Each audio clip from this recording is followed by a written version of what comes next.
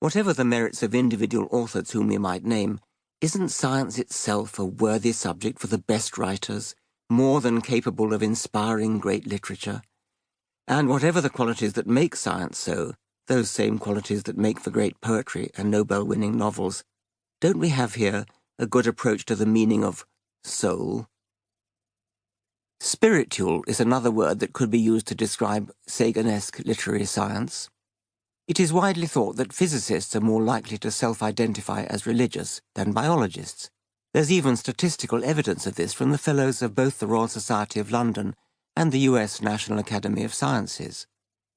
But experience suggests that if you probe these elite scientists further, you'll find that even the 10% who profess some kind of religiosity have in most cases no supernatural beliefs, no God, no creator, no aspiration to an afterlife.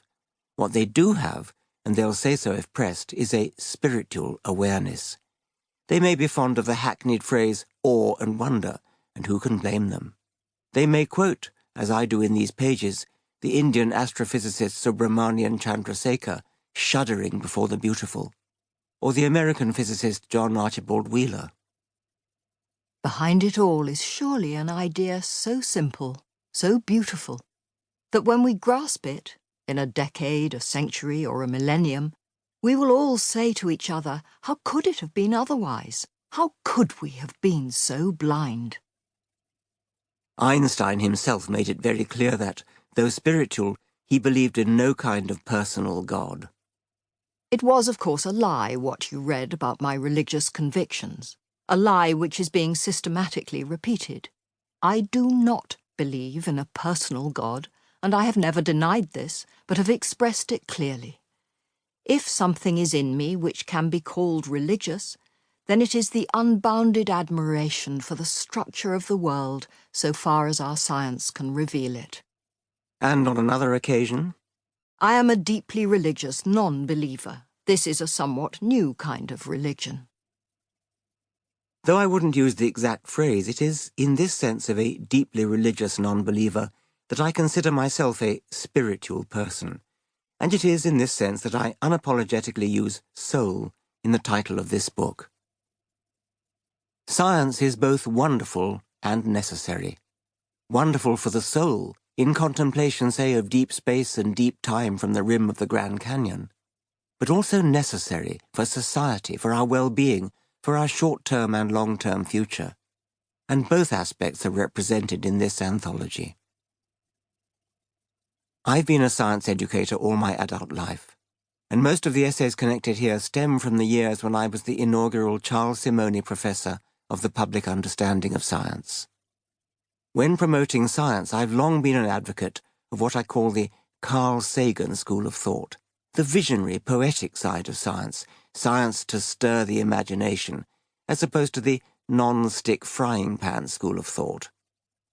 By the latter, I mean the tendency to justify the expense of, for example, space exploration by reference to spin-offs such as the non-stick frying pan, a tendency I've compared to an attempt to justify music as good exercise for the violinist's right arm.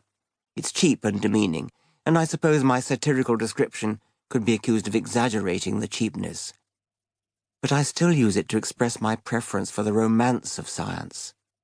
To justify space exploration, I would rather invoke what Arthur C. Clarke extolled and John Wyndham named as the outward urge, the modern version of the urge that drove Magellan, Columbus, and Vasco da Gama to exploring the unknown.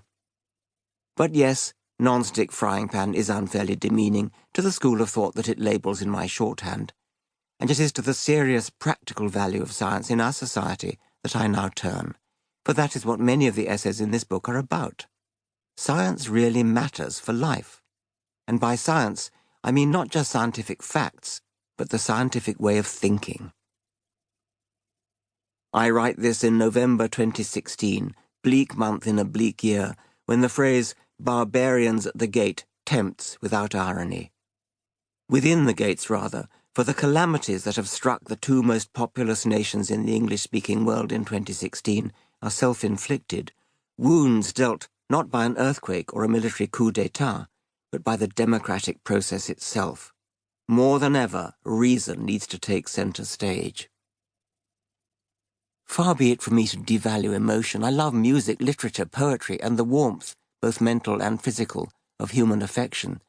But emotion should know its place. Political decisions, decisions of state, policies for the future, should flow from clear thinking, rational considerations of all the options, the evidence bearing upon them, and their likely consequences. Gut feelings, even when they don't arise from the stirred, dark waters of xenophobia, misogyny, or other blind prejudice, should stay out of the voting booth. For some time now, such murky emotions have remained largely under the surface. But in 2016, political campaigns on both sides of the Atlantic brought them into the open, made them, if not respectable, at least freely expressed. Demagogues led by example and proclaimed open season for prejudices which had for half a century been shamed into hole-in-corner secrecy. Whatever may be the innermost feelings of individual scientists, science itself works by rigorous adherence to objective values. There is objective truth out there, and it is our business to find it. Science has in place disciplined precautions against personal bias, confirmation bias, prejudgment of issues before the facts are in. Experiments are repeated, double-blind trials exclude the pardonable desires of scientists to be proved right, and the more laudable bending over backwards to maximize our opportunity to be proved wrong. An experiment done in New York can be replicated by a lab in New Delhi, and we expect the conclusion to be the same, regardless of geography or the cultural or historic biases of the scientists. Would that other academic disciplines such as theology could say the same. Philosophers happily speak of continental philosophy as opposed to analytical philosophy. Philosophy departments in American or British universities might seek a new appointment to cover the continental tradition. Can you imagine a science department advertising for a new professor to cover continental chemistry or the Eastern tradition in biology? The very idea is a bad joke. That says something about the values of science and is not kind to those of philosophy.